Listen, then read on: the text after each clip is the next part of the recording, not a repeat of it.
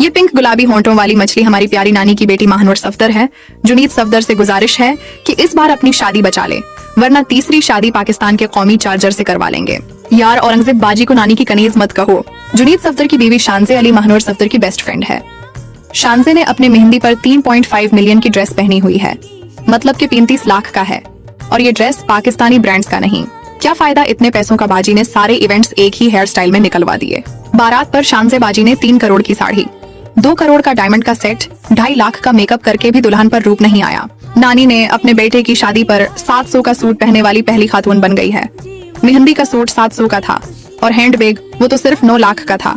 वैसे ही आप लोग ट्रोलिंग करते हो, हमारे टैक्स का पैसा है। वलीमा तो इतनी सादगी से हुआ, सिर्फ एक डिश थी और आप लोग हो के जुनीद सफदर की शादी से मीम्स वाली शादी बना ली। यार मानना पड़ेगा, इस उम्र में मरियम नवाज की स्किन कितनी ग्लो कर रही है। मेकअप का कमाल तो सुना था, पर ये ग्लो किस चीज का है? आखिर में मुझे कोई ये बता दें, दुल्हन ने मेहंदी क्यों नहीं लगवाई?